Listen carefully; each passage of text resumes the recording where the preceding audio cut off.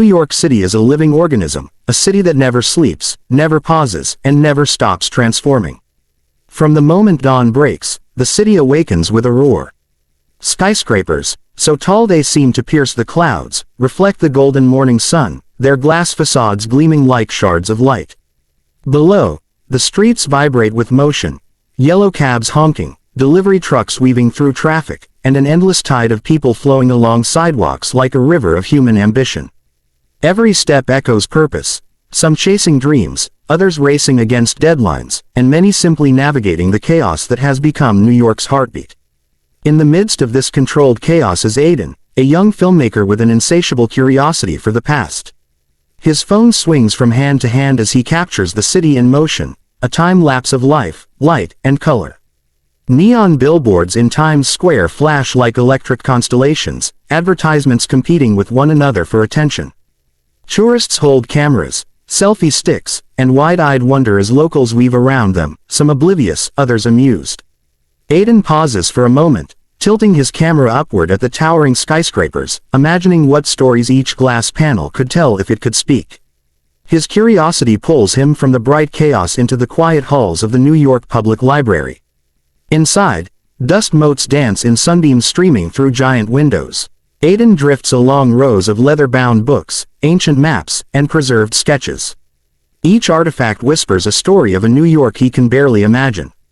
Horse-drawn carriages, wooden piers along the Hudson, cobblestone streets, life in the city long before the hum of subways, the roar of engines, or the glow of electronic billboards. Aidan's fingers linger on the delicate pages of maps drawn centuries ago, tracing paths that would become avenues, squares, and neighborhoods of modern Manhattan. Hours pass, though he feels like mere minutes, and he becomes almost lost in the layers of time. He reads about early immigrants who arrived with nothing but hope, struggling to create a life in a city still defining itself. The library is a silent portal, each page a window into the aspirations, fears, and hard work of generations that built the foundation of everything he sees today. Aidan imagines the docks bustling with tall-masted ships, the streets lined with wooden buildings, the city's skyline dominated not by steel giants, but by church steeples and early civic architecture. As he closes the final book, a strange sensation washes over him. The hum of air conditioning, the distant rumble of traffic outside, even the murmured conversations of other visitors, all fade into silence. The world seems colder, quieter, older. He steps outside, blinking, and realizes something impossible: the city itself has shifted. The glass towers seem smaller. The streets are no longer lined with taxis and buses. The neon lights are gone. The air smells different: wood smoke, salt from the nearby river, and the faint scent of horses.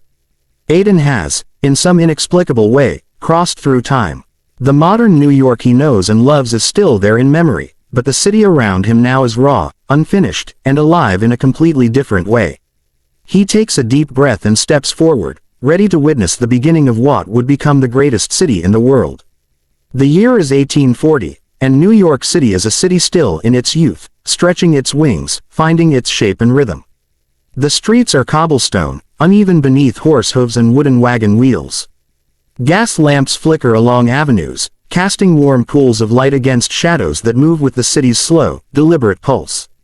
Wooden storefronts display hand-painted signs, merchants calling out their wares, children darting between them. The air carries the mingled scent of coal fires, fresh bread, horse manure, and the salty tang of the harbor, aromas that tell the story of a city at work, alive in a way that is both humble and grand. Aidan walks carefully, taking in every detail. There are no towering skyscrapers to block the sky. The horizon is broad and endless, filled with church steeples, low brick buildings, and the sails of ships on the East River. People pass him, each absorbed in their day: dockworkers unloading crates, merchants arranging produce, immigrants arriving from distant lands, carrying trunks, small children, and big dreams. Their faces are worn, determined, hopeful. He sees families huddled together, sharing small meals, whispering in languages he does not recognize, yet somehow understanding the shared pulse of this growing city. At the waterfront, the docks are alive with sound: the creak of wood, the slap of water against hulls, sailors shouting instructions, the metallic clang of hoists lifting cargo from ships. Tall-masted sailing ships, their sails fluttering in the wind, dominate the harbor. Aiden observes the workers, some singing as they lift crates, some silent with exhaustion, but all are connected to the heartbeat of the city, each action contributing to the growth of New York in ways that would ripple centuries into the future. Children laugh and run along the streets, barefoot and carefree, dodging carts and wagons. Their joy is unburdened by technology, by deadlines, by the constant hum of a city that never sleeps. Aiden notices a blacksmith at work, sparks flying from the forge, shaping metal with precision. He sees an old mapmaker hunched over a table outside a modest shop, drawing streets and parcels with meticulous care, unaware that one day, these streets will become avenues lined with skyscrapers. Aiden approaches the mapmaker, fascinated. The old man looks up, smiling knowingly at the young stranger. "This city may look small now," he says, "but mark my words, one day it will be the greatest city in the world. Every brick, every beam, every street corner will tell a story. And you, young man, will be part of it in ways you cannot yet see." Time seems to stretch and bend. Aiden realizes the enormity of the moment. He is witnessing the raw beginnings of a global titan, seeing the city before it became overwhelming, before steel and glass dominated the skyline.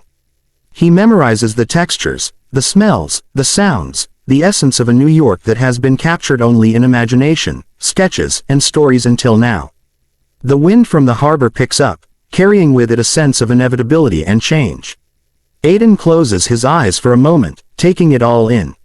When he opens them again, he finds himself back in 2023, the modern city rushing around him once more. Yet the experience lingers.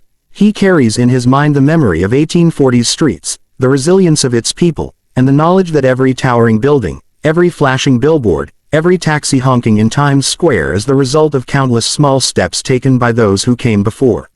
From humble cobblestone streets to glittering skyscrapers, Aiden understands the city's evolution not as mere growth, but as a living story, one of ambition, persistence, and the enduring human spirit.